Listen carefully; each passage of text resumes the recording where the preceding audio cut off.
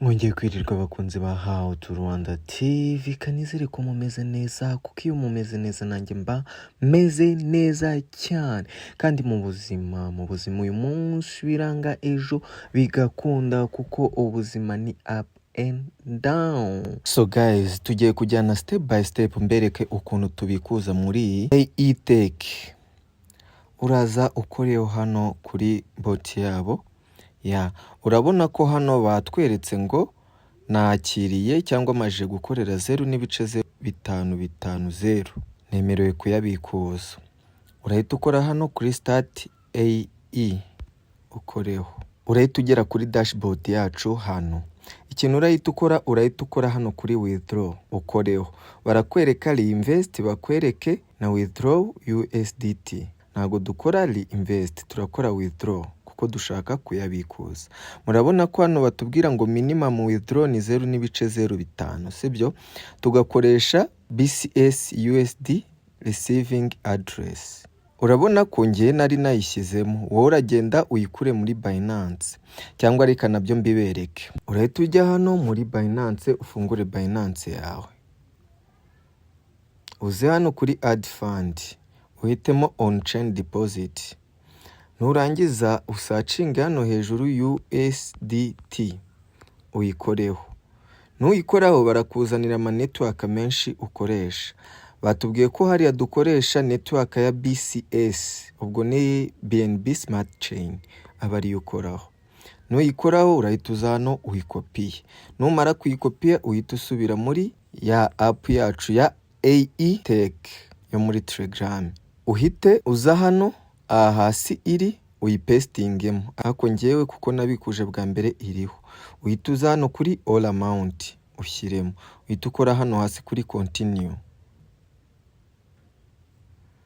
Arambwiye ngo withdraw successfully. Ubwo icyo dutegereje ni ukureba ko amafaranga yacu atugeraho muri Binance. Urahita ukora, urahita usubira hano inyuma. Uze usange balance ni 0. Ngo tayari amafaranga yacu yavuyeho, nuko yategereza. So guys, katurebe niba amafaranga yatugezeho kuri Binance. Uraza usohoke muri Telegram yawe, uze ufungure Binance. Nufungura Binance uragera ahantu hameze gutya. Ahantu urahita ukora ni hano kuri aka message ko hejuru handitse 4, ukoreho.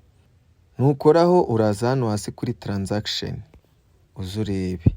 Baratubwiye ngo you have successfully deposited 0.05 USDT at tariki 11 z'ukwa mbere 2026 izi saha UTC. Urabona ko amafaranga yatugezeho. Hano hasi bari batubwiye ngo USDT deposit processing, ariko hano deposit yabaye successful. Tuze tuhite tureba hano kuri asset. Urabona ko crypto zatugezeho tayari. Urabona ko muri spot USDT 0.05 yatugezeho. Ni ibyo ngibyo. Mbibutsa ko muri application iyo ukinjira uri mushyashya baguha bonus yo guheraho y'1000 kiri muri staking cyangwa kiri holding.